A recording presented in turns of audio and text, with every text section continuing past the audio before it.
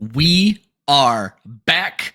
Hope you had a wonderful Thanksgiving. Hope you had a great week 13. We took the week off. Austin was under the weather, and nobody wants to hear me do this show by myself. But we are back to help you get through week 14. And guess what? 6 teams on bye yet again. It's going to be a rough week 14, and that is going to make for an interesting main slate. Let's get into it.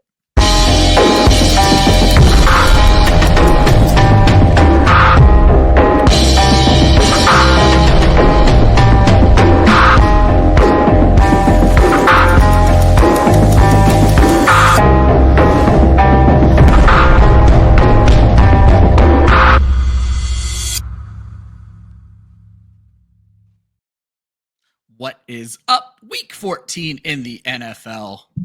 Week 14 in DFS. Welcome to the DFS Academy. I am your host, Ryan Weisse. With me as always, except when we take weeks off, Austin Amandolia. Welcome back, my friend. Hope you had a wonderful holiday. Yeah, glad to be back. Also, it being week 14 means it is best ball advancement week. So all of those best ball leagues we've been waiting to see what happens in those tournaments. We finally get a little bit more information. Hilariously, I haven't even looked at any of mine. Jay mentioned he is advancing in one of his best ball millionaires. Well, as of heading into this whole thing, because obviously this week matters. So I hope for Gator Jay's sake, he's moving on. I told him I hope 3 weeks from now I'm talking to a millionaire, but he said that I won't be talking to him 3 weeks from now if he's a millionaire. So he's put in his 3 weeks notice, assuming that he takes that down. I need to go check my teams. I have not done well this season. I got to be honest, Austin, and you're one of our best ball guys as well. I think I had more fun with the weekly winners. I think they call it the little like $10 line. I think I'm going to focus on that next year. I like the chance of I'm not going to win a season-long contest, plain and simple. I like the better chance of trying to take down like 10K on a good week. So yeah, you're not going to take one down with that attitude. I mean, come on. That's true. But yeah, the weekly winners is a fun vibe though. I haven't gotten into those yet, actually. I've been meaning to, but it is fun that you get like to see every week how it plays out throughout the season. One thing I found weird for those who upload their own rankings to Underdog, you have to upload a separate rankings file for weekly winners. And even more strange, there's probably not a lot of people listening to our show who upload their own rankings, so this is useless content. The player codes are different for the weekly winners player file than it is for the regular Underdog player file. So I had to like create an entire second file because I automate everything to make it transfer over. And it was very annoying. Just throwing that out there. Underdog, if you're listening, fix it. Austin, before we get into week 14, let's talk a little bit about week 13. We did not do a show last week. However, the Milli Maker still went on. We call it answers to the test, folks. We like to look back and see what helped someone win $1 million. Austin, the takedown was 218.7 for the score. That is about 50 points below the season high. And I thought this build was very interesting. Jaden Daniels, Bucky Irving, Brian Robinson, Terry McLaurin, Ladd McConkey, Nick Westbrook-Akine, Pat Freirmuth, Mike Evans, and the Chargers defense. What I find interesting about this, Austin, is I feel like you have to build a lot of lineups to come to a decision here where you stack a QB, a running back, and a wide receiver with a bring back from the other team. That's a big bet on one game, but obviously for this human being, it paid off. Yeah, well, and the bet, I mean, we talk about this all the time. The bet is if one of the team rolls, then probably multiple players from that team get there. We've seen this work out for the Detroit Lions. We didn't really expect it coming into this week for the Commanders. But when I look at this lineup, I'm like, it would be hard for me to build because the most unique thing about this lineup is stacking the running back with the quarterback. And in particular, you're stacking a rushing quarterback who with what we traditionally think of as a running back. Like Brian Robinson isn't stereotypically a pass catcher. That's typically when you have a guy like Jared Goff and Jahmyr Gibbs, where it's a pocket quarterback and a receiving running back. That's like, okay, we can stack that. That makes sense. This was way different in that you think that Jaden Daniels and Brian Robinson would vulture touchdowns from each other, but because of the way this game panned out, they were able to both get there. I think it's an interesting build. I don't know that it's one that I'm going to be looking to replicate too much. Again, it's part of the reason I don't play the Milli Maker too often, but I do think the idea of like, if you think that Washington is going to trample all over Tennessee, like go on it all in on them. Have 3 players from that side of the ball because there's a good chance that 3 players get there. If there's like if you told me that Washington was scoring 40 points before this game, I would have said, yeah, play 3 players from that lineup, right? So that's kind of the mindset you're putting yourself in is I think Washington's going to dominate this game. So let's stack a bunch of Washington players. And it doesn't really matter what position they are. Yeah, I found it interesting when I was putting the list together that's also not how I build lineups. I've been very careful to usually it's a quarterback, a wide receiver, and a bring back. I usually avoid quarterback running backs unless there's an obvious pass catching correlation like Jahmyr Gibbs and Jared Goff. And so yeah, this is also not a lineup in my wildest dreams. If I max entered this, I don't think I would have come up with anything close to this. The closest would have been a Daniels, McLaurin, Nick Westbrook-Akine, and even still, like, it would have been weird to put that together because, like, who's expecting Nick Westbrook-Akine to just keep scoring touchdowns? But clearly we should because that's all he does. Guys, before we get into the show, a couple of housekeeping. If you haven't liked, subscribed, done all the things that you do for YouTube channels that you appreciate, do those things now. It doesn't matter that it took you this long to do it. It's the thought that counts. Go ahead and take care of that. And also, we don't just talk DFS. If you guys are ever looking to play with us, there are links in the description of this video and also in Austin's article that drops on Saturdays where we run contests constantly on DraftKings and FanDuel. On FanDuel, we just run the main slate. On DraftKings, we run every slate. There's a slate going on right now for the Thursday game as we record this episode. If you guys are looking to do that, jump in, check the links in the description. Like, subscribe. We appreciate you. As this show goes, we have Austin break down cash games, his favorite cash picks. I always remind folks, we shoot this show on a Thursday night. A lot of information is going to change between now and Sunday. So on top of this episode, make sure you check out Austin's article that drops every Saturday. It's going to help you get the most up-to-date information, and then we'll move on to some tourney picks towards the end of the show. But Austin, as always, we start with cash, and we start with the top of the class. These are those high-price players. 8,000 or more. The chalk that we are willing to eat. It's a familiar name, Austin. Yes, we are going with none other than Saquon Barkley, who is whopping 9K on DraftKings. DraftKings finally got him up to the 9K mark. This is also one of the rare occurrences where we've had a player at 9K on DraftKings this year. It actually hasn't been happening that often. He is also 10K on FanDuel, which I think he could stand to be like 10.5 on FanDuel. I would say, like, don't encourage them. I think it could be higher. It would be warranted. Saquon Barkley, like he's right now the runaway for the offensive player of the year. He's getting all the touches, and they play the Carolina Panthers. They're 13-point favorites in this matchup, which is just absolutely bonkers. Sorry, Carolina. They have a 29.5-point implied team total. Saquon Barkley could score 3 touchdowns. Like he could score all those points himself because of how good he's been. It's really just like it's kind of a no-brainer. The price is really good, and we'll talk about there are some punt options that can make it easier for you to get to Saquon Barkley this week. There also are some potential punt options that could open up later in the week. So I think it's a smash play. Like I'm not worried about the price. It's not too prohibitive yet. Yeah, for cash, I think Saquon makes a ton of sense. But this also strikes me, and I don't think he actually makes our tournament section, Austin. But this also strikes me as a play where he may fit into some tournament lineups if you're willing to find the right punt play, because not very many people are going to be willing to pay that amount. Certainly, as you mentioned, 9K on DraftKings is unheard of this season. Yeah, I've definitely considered him as a tournament consideration. I went with a different expensive running back, kind of the same thinking that people might not want to pay up.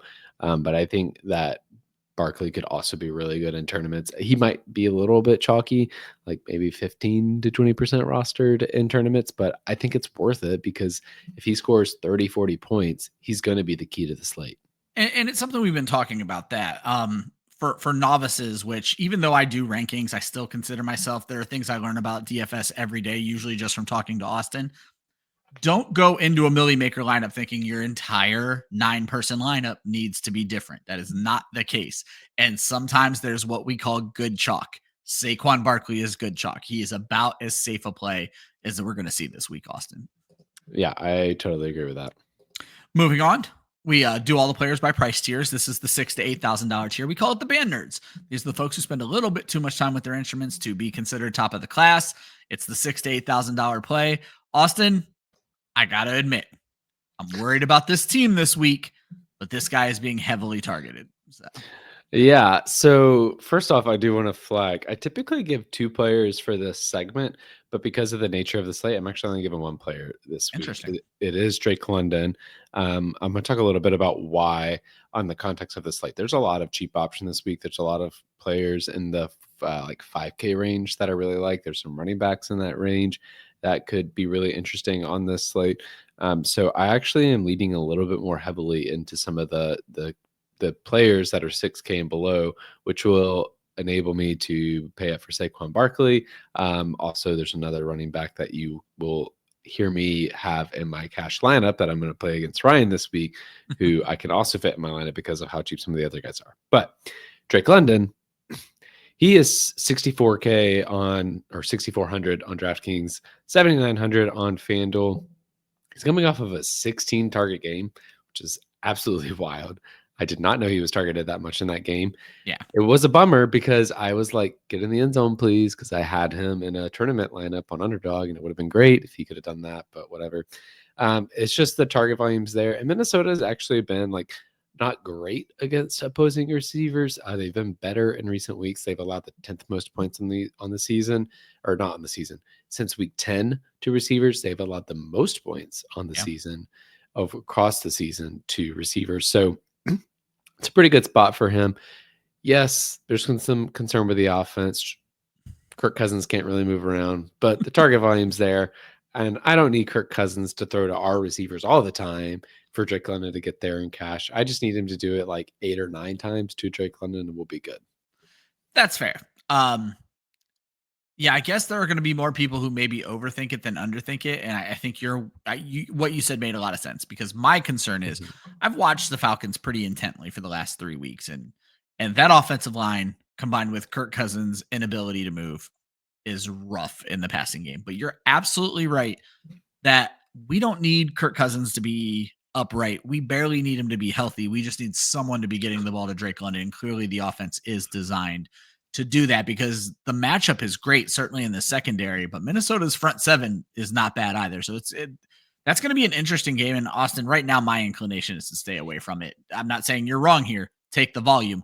My inclination is just to stay away from that game. It's just, it ties my stomach up a little bit. So yeah, I think that's fair. And I think if you build a lineup where you don't have anybody in the 6 to 8K range, except maybe a running back, there's one that I think is interesting. It's James Conner, by the way, because we're not going to talk about him on the show. Yeah. Like I don't think you need to force a 6 to 8K lineup. This is one of the interesting things about the way that we organize our show is I pick somebody from each category, but I could see not playing anybody in this price range this week. This is probably, I'm guessing, our 40th episode together. This might be the first time you've ever said that, though, where you're like, don't be afraid to just avoid somebody in a price range. And it's even more strange to have it happen this week, where I'm trying to do the math. What, 20 teams are on the main slate, I think, total? Yeah. I think that's right. So, yeah, it's going to be a strange week. And it's interesting that it's a high-low week. It's a studs and scrubs sort of week. And I'm not calling these guys scrubs. As we move on to the next category, $4,000 to $6,000 plays, we call them the bookworms. Easily underestimated, folks. And the first guy on your list, Austin, the first question I wanted to ask you, because I was going to work him into my lineup against you. And obviously against you, I can put all the chalk I want in there. But is Isaac Guerendo going to be all chalk this week? Yeah, which is why you're playing him. Yeah. That's the great thing. So Isaac Guerendo, which I don't know why. At some point we need to talk about this guy's name, because I say Horrendo. I heard it one time and I love it that way. So for me, it is Horrendo. Well, okay, not just that, but at some point in the season or in the pre-draft process, people were calling him Isak, and now I look at it, and I remember you and I did a show once where you called him that, and I didn't correct you because I just thought it was awesome.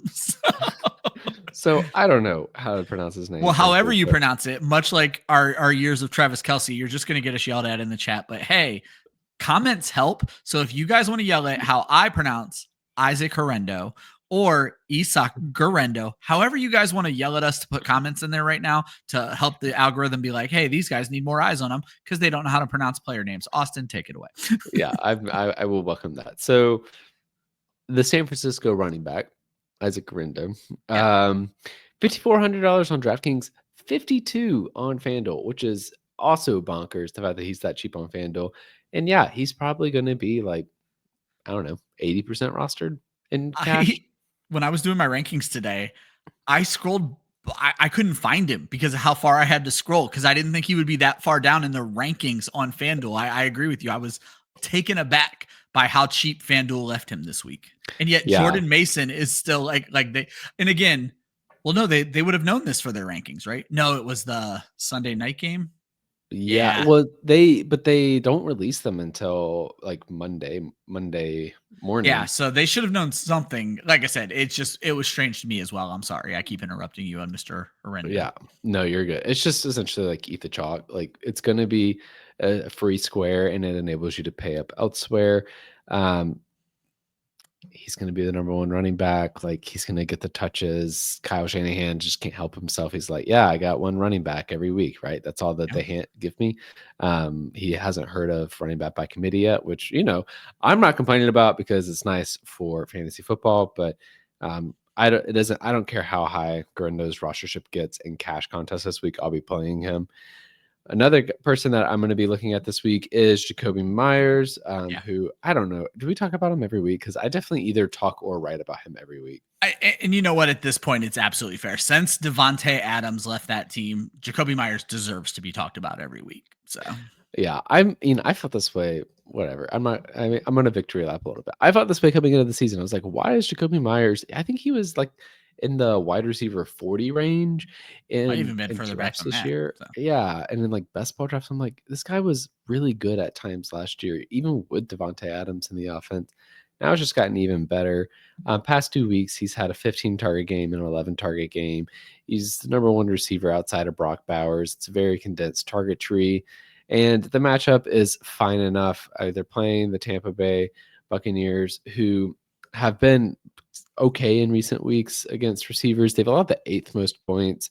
It's a really tight crowd, though, I will say, in terms of points allowed to receivers since week 10. Like the difference between the 8th most points allowed and the 20th most points allowed is only 8 points per game. So it's not like the whole position. Yeah. Right. So it's like it is very condensed. So they've been kind of middle tier, but Meyers is just getting so much target volume. I'm going to keep going after it. It's like the same thing with Courtland Sutton. If he was on this slate, I'd be playing him unless he was above 7K. I'm doing it with Meyers. He seemingly I don't know. He got another 11 targets last week and they still haven't priced him above 6K. I guess it's because Aiden O'Connell is under center, but he can get the ball to Jakobi Meyers, and that's all I need. One of our viewers called Aiden O'Connell the white Jameis Winston, and we've kind of run with that. And that means you want the players on that team. He's going to sling the ball. Austin, I want to go back to what you said about people underestimating Jakobi Meyers, just to give you my frame of reference and take my little mini victory lap. For those of us who did underestimate Jakobi Meyers, it may have been because we saw what Brock Bowers was going to be and had him listed. I had Brock Bowers actually ahead of Davante Adams on the target tree. I thought this was going to be it. And so far I looked very, very right. And I'm not sad about that whatsoever. Fair, very fair.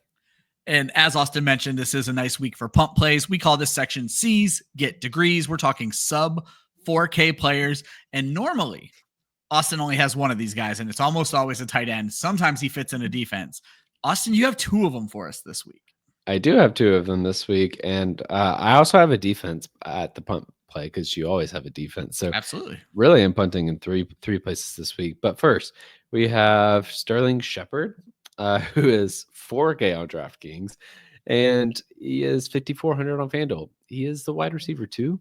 He's probably the number 3 pass catcher because Cade Otton in that offense, but he's the wide receiver too in Tampa Bay, and he gets 6 targets and they are all the same route. It's all these little out routes that go to the boundary.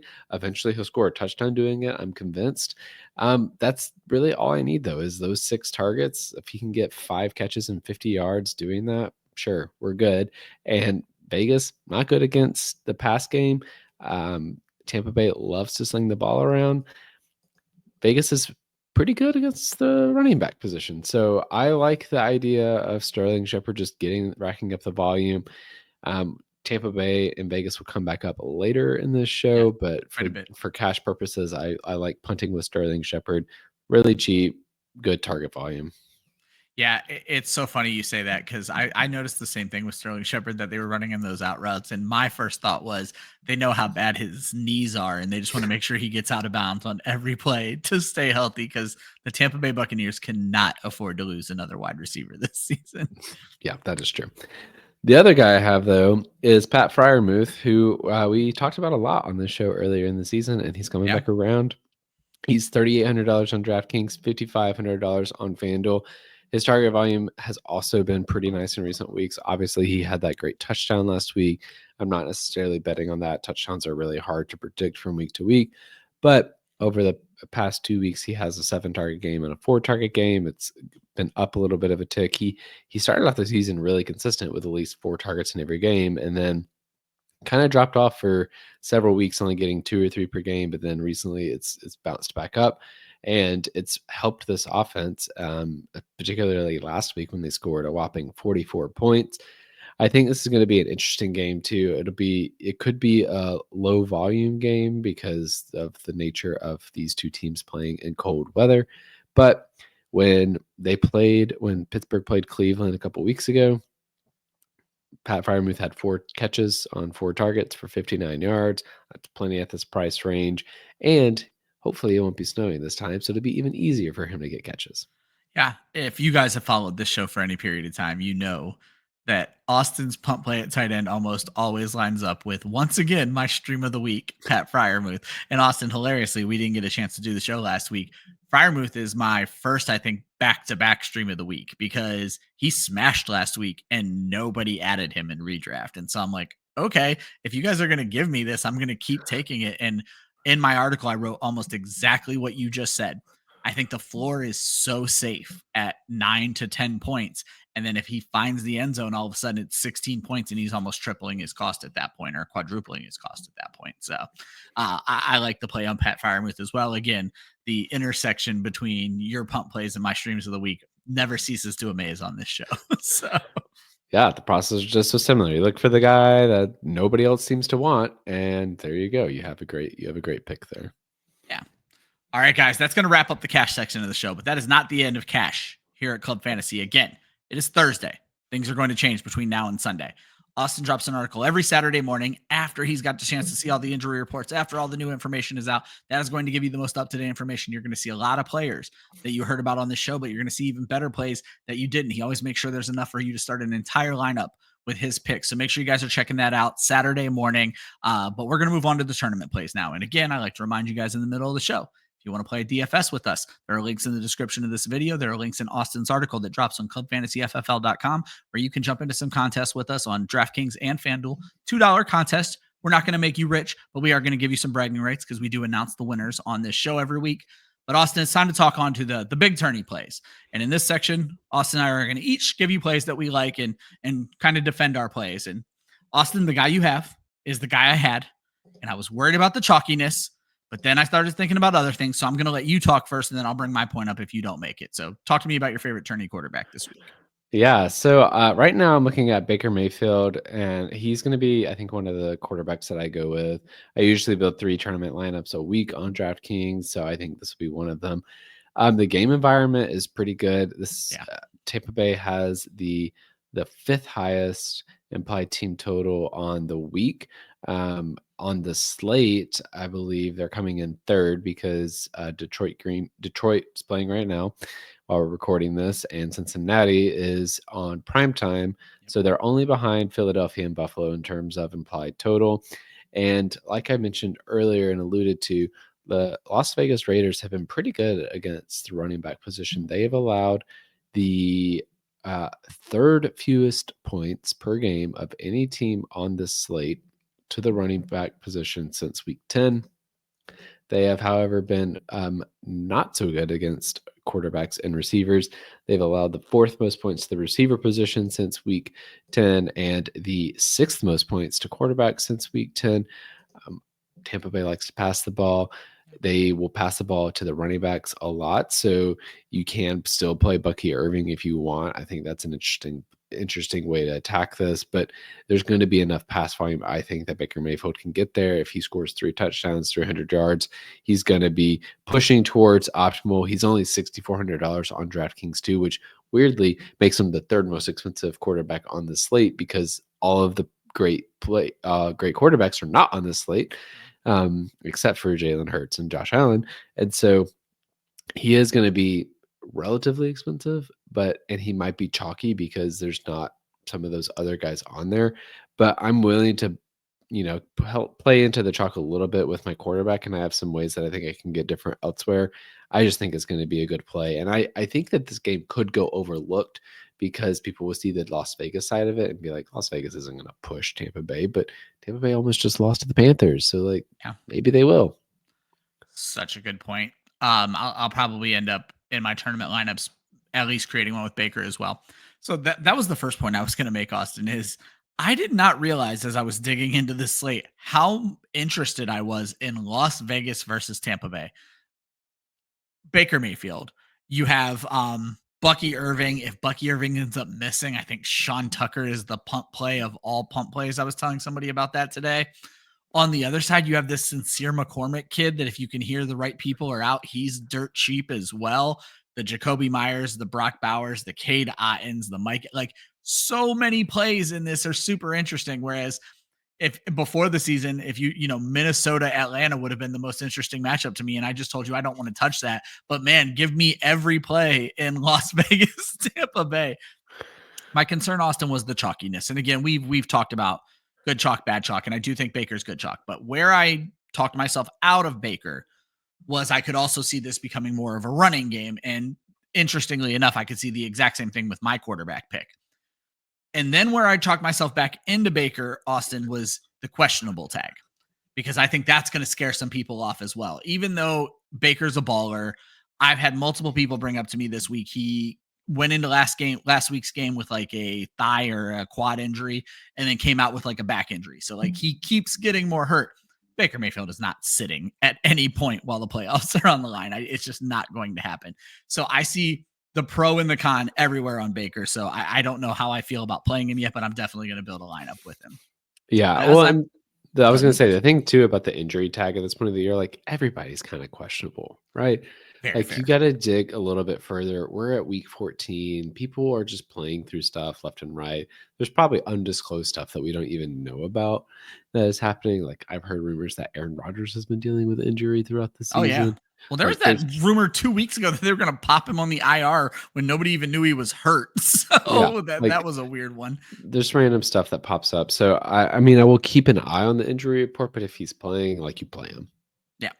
And Austin, as I mentioned, my quarterback could fall into the same exact rule without the questionable tag. And I'm going to go Will Levis. I decided to go stereotypical tournament play. We have watched these weird bad quarterbacks win people $1 million over and over again this season. Jaden Daniels obviously did it last week, so that doesn't count. But I'm like, Will Levis is the weird bad quarterback this week, and he gets just a cupcake matchup with Jacksonville. They've been getting torched by everybody. And I think people are going to overlook this. But Austin, my own worry and why I think he's a decent tournament play, but this is a bomb that could blow up, is if they get out ahead, Tony Pollard could easily eat Jacksonville's lunch too. So this could end up being a Tony Pollard game or a Will Levis game. But the fact of the matter is this. If I'm looking for touchdowns, I'm looking for the guy who has Nick Westbrook-Akine to throw to. He has 8 in his last 8 games, Austin. So. Yeah, well, the funny thing about this is I did almost pick Tony Pollard as a tournament play, but I couldn't fit him in my lineup. So I do feel like that's an interesting matchup. But to your point, I think Will Levis and Nick Westbrook-Akine will still be probably lowly rostered because nobody wants to play Will Levis. They're still remembering the first 4 weeks of the season. At least that's what I in previous years would watch every single game and know everything about everybody. And so I wouldn't feel biased by whatever happened in the first 4 weeks of the year. This year, not so much for me. I've been relying a little bit more on data. And so I still have everything burned into my brain of Will Levis throwing pick 6 after pick 6 at the first 4 weeks of the season. And I haven't touched him since. He's still good for that. But again, I think he's an interesting play just because of the matchup and the weapons at his disposal. Because another guy that doesn't make the show sheet, Jacksonville's terrible against the tight end, and we saw Chigakonkwo take a ball 79 yards for a touchdown 2 weeks ago. So I just think there's a lot of things that can get Will Levis into the end zone, and Tony Pollard's a good pass catcher too. So is Tyjae Spears. So there's a lot that could work in Will Levis's favor here. It hopefully he just doesn't throw a bunch of picks and find a way to get himself benched. That's the nightmare here. And the part I wanted to mention, while I love Baker and we talked about, the better plays are still moderately priced. Will Levis is dirt cheap. He's $5K on DraftKings, $6,600 on FanDuel. So you get a lot of leeway, which I needed to build my lineup a little bit later on. Austin, moving on to the running back position, you have one guy that I'm very happy to see because I fit him into my lineup. You have another guy that just drives me nuts, mainly because I like the other player on his team better. So. Well, we're going to talk about that. So first off, I have Alvin Kamara, who is $8K on DraftKings, $9,200 on FanDuel. One thing about this, Taysom Hill is out. Yep. That's nice. No more usurper. Yeah. So that made me want to play him. He might be a little bit high, a little bit chalky this week. I promise you, Austin, that was 100% my thought process. I was like, I don't got to worry about Taysom Hill anymore. So Alvin Kamara is in the lineup I'm playing against you. Yeah, that's fair. Well, it's going to zero out because I also have him. I figured, he's playing against the New York Giants, bad team. They've allowed the most points to running backs since week 10.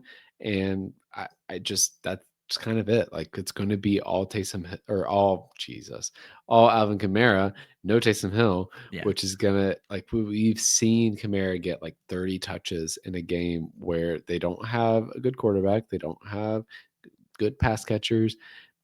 And when that happens, Kamara can really, really get there just on sheer volume. Like, he can get 150 to 200 all-purpose yards and a couple of touchdowns. Like, that is just like, that could break the slate. So I'm very much in on Kamara this week. This is also the time of the year where Alvin Kamara tends to find 5 touchdown games. So no one's going to be mad at that either. That is very true. So the other player that I want to flag, and I apologize that, if the injury reports don't go the way that's a good point. That play into this, that you're not going to have another running back for me to pick, but whatever. This is where we are. Zach Charbonnet is somebody I'm keeping an eye on, both for tournaments and cash this week. He's $4,800 on DraftKings, $53 on FanDuel. He's cheaper than Isaac Guerendo on DraftKings, weirdly more expensive on FanDuel, but whatever. Kenneth Walker, I believe, was either a limited or did not participate in practice today. And so I'm going to be relying heavily on that Friday practice report. If he does not practice on Friday, there's a good chance he's not playing on Sunday. I like this matchup. This is the Seattle-Arizona matchup is another one I want to target. I'm probably going to have some combination of a Kyler or a Geno lineup as well this week. And so in this lineup where I'm building it around Baker Mayfield, I'm thinking, let me build it around the Arizona pass game and the Seattle run game because I like the matchups there. And so I'm looking at Zach Charbonnet because he's got the price tag there. If Kenneth Walker ends up playing, I'm obviously not doing this. I'd be interested in trying to get up to James Conner instead and trying to find some punt plays elsewhere in my lineup. But for I think this matchup is worth paying attention to. B, check the injury reports. Zach Charbonnet, like, he will also be a free square in cash, and I'm comfortable just taking the chalk in tournaments so that I can pay up for some other players. Yeah, I think that makes a ton of sense, is playing the injury report on that one. I also think you may be onto something with the Seattle-Arizona game, because this was a matchup I loved 2 weeks ago. Very interesting, the NFL scheduling this season, that we got back 2 games this week, maybe even 3 that were just played 2 weeks ago. I know definitely Brown Steelers and Seattle, Arizona. So very strange. But this game, I think it was 13-9, Austin. And I am personally terrified of this matchup. But I remember 2 weeks ago, that was our last show together. I was super into this matchup. I was like, oh, this is an underrated matchup. You guys better buy into this. And hopefully none of you listened to me because I was dead wrong. And if this show goes the way it usually goes, Austin's going to be very right here. So I'll be interested to see that one too. Because you mentioned you like James Conner. But again, my small brain is like, oh, he got 9 points 2 weeks ago. So I'm like telling people to stay away from Conner in this one, and it's probably going to come back to bite me. He has a new contract. He has to show Arizona he's worth it. So yeah, exactly. Well, and the matchup is decent for Arizona. Seattle's allowed the 14th most points to the position since week 10. It's kind of mid-tier, so they've been better here recently. That's still 21 points per game. Yeah. And James Conner is going to be the main back there. So I do like the odds of James Conner getting there. Yep. Makes a lot of sense. For my running back, Austin, this was another waffle for me. I started with Bucky Irving, and then I was like, no, he's too chalk. He's questionable. This could be a Baker Mayfield game. Again, almost the opposite of what I was saying with Mayfield. I keep seeing all these different scenarios. But then I thought to myself something you and I talked about just 3 weeks ago. I was like, if you like a defense, you probably like their running back. So heads up, the Vikings are my defense this week. So I'm going to go with Aaron Jones against Atlanta, Austin, mainly because I like their defense. Jones has been putting the ball on the turf, but thankfully they're continuing to go to him, probably because like Cam Akers is his backup. So what choice do they have? When you look at Atlanta, they don't strike you as a great matchup. But then when you look at who they've played, like Gus Edwards, who hasn't been great this season, Javonte Williams, who hasn't been great, went for 75 yards and a touchdown on them. The week before that, they held Alvin Kamara in check, 55 yards rushing, but another 54 yards through the air. Rico Dowdle went for 75 and a receiving touchdown. So while Atlanta doesn't appear to be a great matchup, again, I have issues with that Atlanta team right now. And I think Minnesota is going to cause headaches on one side of the ball, which should lead to Aaron Jones keeping a touchdown streak alive. I think he's at 3 straight games now. Definitely 2 out of the last 3, because the big storyline was that he fumbled and then scored later on in the game as a redemption. He did that in each of his last 2 games. So that's why I'm kind of betting on Minnesota, and that's why I'm betting on Aaron Jones this week. And this was even easier. I created my lineup, Austin, when I had Bucky Irving, and I already had Aaron Jones. And then I was like, well, why don't I just make Aaron Jones my favorite play this week? Because I am scared of Bucky Irving. Yeah, no, I think it's fair. I like the thinking there. I think it could be interesting too. And honestly, like to your point, Atlanta will show up as a tough matchup for running backs. They've been pretty tough, particularly in recent weeks. So people might shy away from that, and I think sometimes it's worth just buying into that and like going against the grain on that. Because to your point, sometimes we get caught up in like, oh, well, such and such team is really tough, really bad matchup. They're the number one matchup against this position, but they haven't played anybody, and or somebody looks really good against a certain matchup or really bad, but it's because they have played all of the best players at that position, so of course they're going to look bad. Like you got to get a little bit of context to some of these numbers, and I think that's a really good way to look at this matchup. And one we always talk about, Austin, I had to remember it when I was writing my Stream of the Week article this week. You have to see if a team played Taysom Hill at tight end. The Browns look terrible against tight ends, but they did have a Taysom Hill game. And I was able to point out that Juwan Johnson also scored 12 fantasy points in that game. The Browns legitimately are bad against the tight end, but there are other teams out there where like you have to know if it was Taysom Hill who beat them, they didn't necessarily get beat by a tight end because he's a running back. Say it with me, kids. As we move on to wide receiver, Austin always gives you guys 4 picks here, mainly because we look at Austin as the expert. He doesn't like me saying that. I don't mind saying it. I'm the host. Austin's going to give you enough plays for you to build a lineup of his plays. And Austin, I love your list. Your last 2 guys are going to raise some eyebrows, but that's what it's about sometimes is finding those plays that are going to fit into your lineup. Yeah. So first off, we're going to start with Mike Evans. It's a very simple argument here. I'm stacking him with Baker Mayfield. I think he's going to be the best receiver to stack with. Some people may not want to do it either because it's a little bit of expensive. And I could see people trying to force feed the middle tier of players this week because there are some weird names down in the punt range of salary this week that I feel good about, but I could see some people wanting to avoid. So they may say, I don't want to play Mike Evans. I'll play Sterling Shepard or I'll play Kate Otten instead. And that way I can still play like Jakobi Meyers and some more of those middle priced guys. So I'm going with Mike Evans for that reason. Also, keep in mind, I have Zach Charbonnet at my penciled in at running back, so that is also enabling me to pay up for Mike Evans. It also helps me pay up for Marvin Harrison, who, well, I guess I'm not really paying up for him that much. He's only $6K, which isn't that bad. Again, this is me being interested in this Arizona-Seattle matchup now. The matchup for Arizona's receivers is not great because Seattle's secondary has been really good. But I can't stop with Marvin Harrison. I will have and part of the reason I included this here is I'm going to have, like I mentioned earlier, an Arizona Seattle lineup. And I want to have Marvin Harrison in one of those because I'm betting on the talent over and over again. I'm waiting for a breakout week where he hits that 20, 30 point ceiling. And I can see it coming in a divisional matchup where they just played each other. The thing about divisional matchups too, Josh and I talked about this on the Showdown slate because Detroit and Green Bay, this is their second matchup of the year.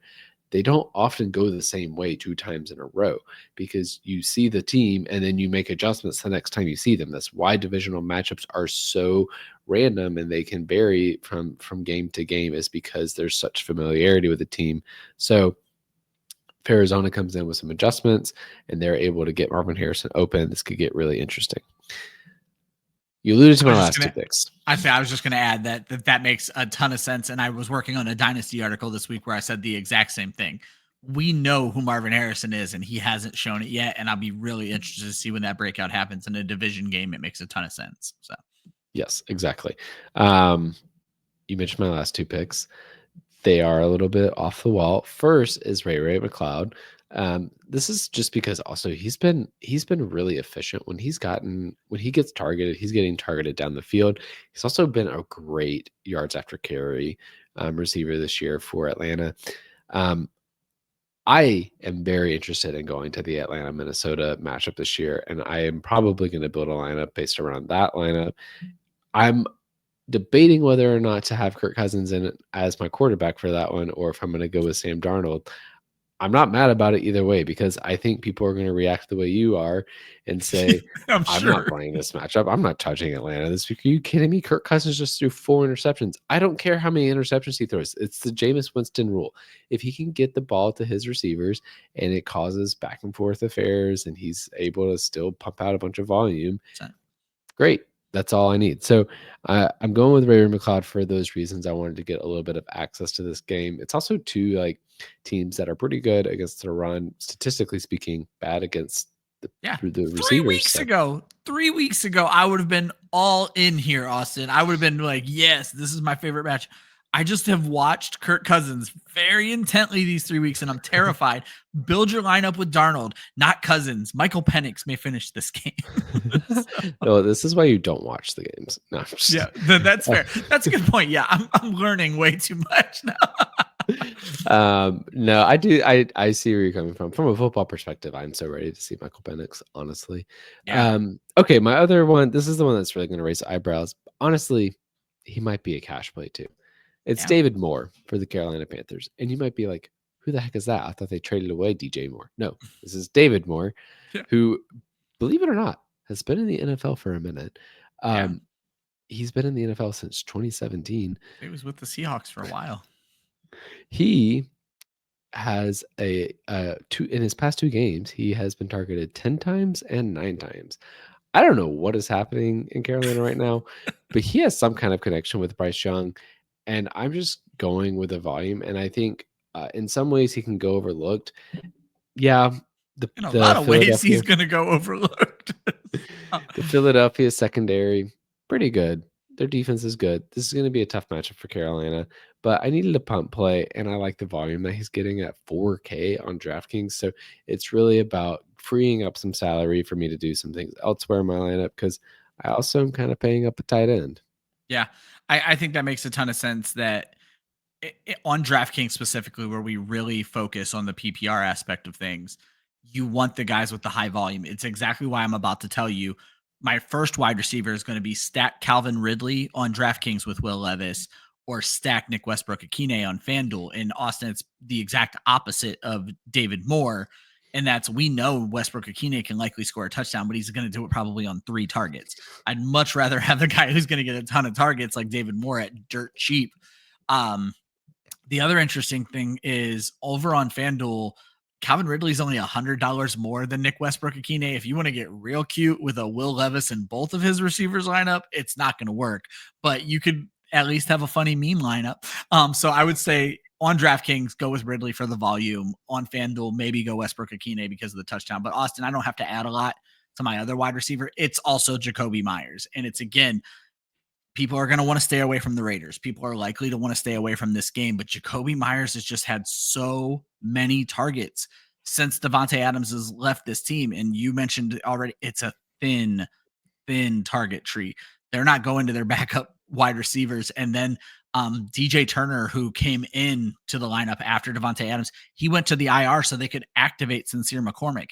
As far as I know right now, at wide receiver, they have Jakobi Meyers and Trey Tucker. There's probably somebody else there, but I don't think it's much deeper than that. This is a team that's intent to run through their tight ends and running backs, but outside of that, it's Jakobi Meyers, and I'm going to play the volume on DraftKings all day with that one. Yeah, I definitely like Jakobi Meyers, and I think, again, this is an interesting game to stack. I could see having a couple of receivers or pass catchers on the Las Vegas side, even if you are betting on Tampa Bay to win this game. I think the volume could be there. It could be a little bit back and forth, and Tampa Bay could pull it out, or they could get up ahead, but do it through the air, and then the Raiders end up having to pass a lot to try and catch up, and it could benefit Meyers and another pass catcher that we. As I say, let's just move on to tight ends because that's the next section, and that's what we're here to talk about. If it's not Jakobi Meyers, it's certainly Brock Bowers. Or both. Or both. Yeah, that's a good point. But I do like Brock Bowers this week as well. He's 6,500 on DraftKings, 8K on FanDuel, and this is kind of the completion of the stack that I built earlier with Baker Mayfield and Mike Evans. I'm bringing it back with Brock Bowers. The volume is there, and I decided that for this, I'm going to go with Brock Bowers because I think he might be a little bit less chalky than Jakobi Meyers. But I can make a case for either one or both, like I just said. So it's really just chase the volume on the Las Vegas Raiders side. And I think too, I really think people don't want to play Raiders in tournaments. I think they're afraid of this offense because it from a NFL, from an aesthetic standpoint, it doesn't look good, nor do the Falcons right now. But I think from a fantasy perspective, they're totally fine to play. Yeah, and just sticking with this same game, I mentioned at the beginning of the show, we are all in on this game, and I'm going to go to the other side of the ball and for my tight end and go Cade Otton. And Austin, it's for all the reasons you said. Everybody's going to hate this game. Otton has also been a mild letdown over the last few weeks after he got really hot there for a while, so people are going to want to avoid it. But again, this is a very thin wide receiver group. I mean, gosh, the parallels between these two teams outside of Baker Mayfield and Bucky Irving is actually pretty uncanny. But I think we're going to see a better Otton this week against a Las Vegas team that since week 8 has given up the most points by 4 points to the tight end position. And I don't believe, I'm going to double check. No, there's not. There's no Taysom Hill game in there skewing this. So since week 8, they faced Travis Kelce, 10 for 90 and a touchdown. In week 9, they were the ones that allowed Mike Gesicki to go off. And Mike Gesicki wasn't even the only tight end to score in that game.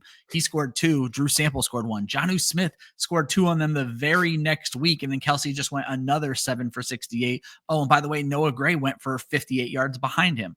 They get beat by tight ends. Cade Otton at the least, we mentioned Sterling Shepard, is the third passing option on this team. And Austin, I like him to find the end zone this week. I think he's going to be an avoided asset on a team that we want a part of. The amount of Raiders in Tampa Bay in our lineups this week is terrifying, honestly. But I like Cade Otton. I love Brock Bowers, but Cade Otton's just a little cheaper. Yeah. It sounds like you need to enter one of those 3-entry contests and do just 3 different versions of Tampa this. Bay Vegas. I love that. I don't get me wrong. I may actually do that because it's a game that we are very, very heavily bought in on. Yeah, no, I think it's an interesting one to attack, and I think it's one that, I mean, that's one of the advantages of some games like this too. There are many ways to go after it. I think even the Minnesota-Atlanta game, the Seattle-Arizona game, all 3 of these games, I hate those there games, are many ways to go after it. There are many ways to get creative. So, go after multiple entries. As you pitch it like that, I think maybe the reason I'm so obsessed with that game is because I am really put off by the other 2 games. So I got to be careful. Now I've calmed down since the season. My hot streak has ended. So I'm building way fewer lineups than I was now, but I have to be careful not that all my lineups aren't Tampa Bay and Las Vegas, because that's the makings of a rough week. Austin, outside of this Tampa Bay game, we do have to pick some defenses. And obviously we're not picking either of those 2 defenses. You have a team, Austin, that I noticed this morning. I am the only Football Guys DFS ranker to even rank them this week. So I was very happy to see them on your list. When I see my picks on your list, it's a little bit of validation for me. So I appreciate that. Oh, that's good to know. It's mutual. I was like, oh, cool. I was worried you were going to say I was the only one that didn't rank them. And I was like, no, I'm the only one who has them ranked. So it's the Chicago Bears, who are $2,400 on DraftKings, $36K on FanDuel. They play at the San Francisco 49ers, who have not been good lately. And I honestly, I feel a little bit bad picking on this team because I I didn't know some of the personal tragedy that some of the Yeah, players Trent have gone through Williams. this year. Yeah. It's really devastating, but I think it's taken a toll. And that's not like why I want to pick on them with the No, Chicago certainly Bears, not. but the Chicago Bears, they have a good defense, and the 49ers have not been good. They just haven't been able to get going. The run game can't get going. As much as I'm like just putting Isaac Guerendo in my lineup this week in cash, like I don't think he's gonna like break the world on fire and go for Yes. like 150 yards and 2 touchdowns. I think it's going to be tough sledding. They just haven't been efficient. They haven't had a lot of juice, and so it's really, and I think that the Bears are going to get a post Matt Eberflus firing bump. I love betting on teams after their head coach gets fired. Oftentimes will light a fire under the players, and I think this is a good matchup for them to sort of get right against a team that is struggling with injuries, with personal situations, and with a bunch of players who are like fired up and just say, you know what, it's time to turn the page. Oh yeah, a bunch of players we don't even precisely know how to pronounce their names yet. Austin, you kind of touched on this, and I had a feeling this is where you were going to go with it. In cash, it's not unheard of to start one of your players against your defense because you're looking for safety, and Guerendo is a safe play even if the Bears go off, because the Bears are a team, I think they're second or third in the league in defense and special teams touchdowns. So they're a team that can do it on their own, but that doesn't mean Guerendo's not going to do it. Would you consider in your tourney lineup playing one of your players against your defense? It kind of feels counterintuitive. Yeah, I feel like the reason I'm okay with it in cash is because most of the time your defense actually doesn't matter in cash, because You've said that all season too. So you're usually able to get to you can hit the cash line pretty consistently without your defense popping off. In tournaments, because the ceiling you're trying to get at, I might do it in a small tournament where I need like 180, 190 to win. And so I don't need my defense to score like 20 points to really help me get there. But in a large field tournament, I'm definitely not going to do it, even if the defense has that high upside, just because of the fact that like you are still harming your ceiling to some extent. Either the running back or the player on the other side is going to not be able to get to their ceiling for your defense to do well, or vice versa. So large field, definitely avoiding. Smaller field, I can see it. Yep. And then my defense I mentioned earlier, I'm going with the Vikings. Unlike Austin, I'm very terrified of the Falcons in this game. And again, that doesn't mean there's not a pop play. Garbage time, Jameis Winston. Denver's defense was very good last week, even though Jameis Winston was very good last week. So that both things can be true. The thing that concerns me, Austin, is the statuesque nature of Kirk Cousins' game right now. So I went back and I was looking at the sacks numbers, but I was also looking at the QB hits numbers. And I actually had to do this manually. But Kirk Cousins is only getting sacked about twice a game. He is getting hit 6 times per game over the last 6 weeks. And for a 40-year-old man, he's not 40, but whatever, coming off of an Achilles injury, I am concerned about Kirk Cousins' ability to finish a game. I'm concerned about Kirk Cousins seeing ghosts. There's a lot going on with this offense, and I could easily see this turn into another Bijan Robinson game, but Minnesota's been pretty tough against the run, so that doesn't quite play into the narrative. But the fact of the matter is this: when I'm looking at defense, I'm looking for 2 things. Can they score touchdowns? Minnesota has 2 touchdowns this season. They played great defense. And do they get after the quarterback? And while their sack numbers are not fantastic, they do hit the core. Well, Minnesota's actually aren't terrible. The Falcons don't give up a ton of sack numbers, but they do give up a ton of hits. And Minnesota's a team that if he's getting hit, he's probably going down for a sack as well. So that's where I'm going with this one. Yeah, I like it. I think it's a good bounce back spot for Atlanta. Just throwing that out there. Good revenge This will game. be one that I'll be paying attention to. I'll own up to it if I'm wrong next week, and I know you'll do the same. It's just I'm terrified of this game. So no, I think it's totally fair, and I think it's a good reason to bet on the Viking side of this. Yeah. All right, folks. That is wrapping up the show. But before you leave, Austin and I go head to head. We call it the Valedictorian Shootout. We are going to pick 2 lineups tonight. Thursday lineups are not the most accurate. You will hear some terrible scores, but this week you're not even going to hear a score because we took last week off. In week 12, Austin, I did take you down, but in week 13 in the contest, you beat me, so I gave you the win there. So we are sitting at about 500 right now, Austin. We are 13 weeks in. I have 7 wins, you have 6. So this thing could go anywhere with about 4 weeks left of this show left to go. But again, we're not going to talk about scores this week. Let's announce our lineups. We do DraftKings scoring for those playing along. This will definitely not be the lineup that Austin plays against you guys if you join.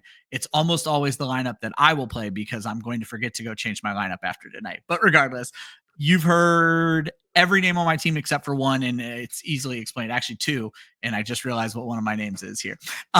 Will Levis, Alvin Kamara, Aaron Jones, Calvin Ridley, Jakobi Meyers, Brian Thomas Jr., because I'm looking for the bring back on the Will Levis. And then Austin, I fit Darnell Mooney after all that shit I was talking, and then there's a reason for it. K-Dot in Minnesota. And Austin, I'll tell you my reason. My original lineup idea was not Alvin Kamara or Darnell Mooney. It was Bucky Irving and Malik Neighbors, and I talked myself out of it for 2 reasons. One, I was nervous about going Irving and Otten, even though I love that game. So maybe I shouldn't have been. And then I'm talking myself out of Mooney. So I'm going to play Mooney against you, but I will probably get Mooney out of my DraftKings lineup. I don't have any positive thing to say about Mooney like I would normally. So I guess that's my biggest concern, except as Austin pointed out, Minnesota, terrible against wide receivers. And then Brian Thomas Jr. is the bring back. We saw him catch a touchdown pass from Mac Jones last week, Austin. I think this offense is not going to be great for the NFL, but it can still be okay for fantasy. Yeah, I agree with all of that. I will say Bucky Irving, Kate Otten is an interesting stack because of the way that they will target the running backs and tight ends through the air. But speaking of Jacksonville being good for fantasy, I'm going to give you the lineup I have that has the most players starting because I did toy with the lineup that has Zach Charbonnet in it, but I don't want to go with that because I need to tie this thing up. We're going with Mac Jones at quarterback at 5K. I think he's an interesting cash game consideration this week. That enables me to get 3 running backs into my lineup. Saquon Barkley at 9K, Alvin Kamara at 8K, and Isaac Guerendo at 5,400. My receivers are then Jakobi Meyers at 5,600, Drake London at 6,400, and Sterling Shepard at 4K. I was able to then fit Pat Freirmuth at 3,800 and the Chicago Bears defense at 2,400. Okay. Yeah. It's funny that I inadvertently bring up Jacksonville and then I don't get to see Austin's lineup, folks. So I did not know that's what was coming after this. As mentioned, that's going to be me versus Austin. But if you want to play with us, links in the description of this video, links in the description of Austin's article. We always like to announce our winners. And I got 2 weeks worth of winners here. CH Dallas took down week 12 for us on DraftKings. And then P for Shizzle, I think it's like his 4th win this season, took down week 13. And then Jay Malalaga actually has won back-to-back matchups over on FanDuel. He won week 12 and week 13. So congrats to those who played with us. Congrats on your wins. If you guys haven't joined us yet, make sure you do that. Austin, please let them know where they can find DFS content that you put out there. Yeah, you can catch me 3 times a week. First on Thursday nights, doing the showdown, I guess Thursday mornings too, doing the showdown slate contest with Josh Hudson. Every Friday here with Ryan for cash and tournaments for DFS Academy. And then you can catch my cash game article that drops every Saturday for cash game articles. That is the A-list. You can also catch me on Twitter and Instagram at Austin_FFL. Perfect. If you guys haven't hit like, subscribe, what are you waiting for? You know, this was a great episode. Club Fantasy goes live 5 days a week. We actually put shows out 6 days a week. This show with Austin is our only non-live show, our DFS show that comes out on Friday. The next time we are on air, we do a ton of redraft content. We have start, sit, different day. Every Saturday morning from 11 a.m. Eastern to 12 p.m., we do an hour of just your lineup questions. We answer every question that comes through on the show. We always have great guests on the show. There's no script, no agenda. You guys tune in. We're going to answer your questions. And if we don't catch you there, every Sunday morning on Twitter, we actually put out a post where we tag all of our writers and you guys can ask your start sit questions and you're going to get multiple answers from a lot of the different Club Fantasy writers. We are here to help you guys win championships. Make sure you hit that follow button. For Austin, I'm Ryan. Good luck in week 14. It's going to be an interesting one. We'll see how that Falcons game goes and let's all hope the Raiders and Buccaneers go very, very well. Have a great one. We'll see you guys next week.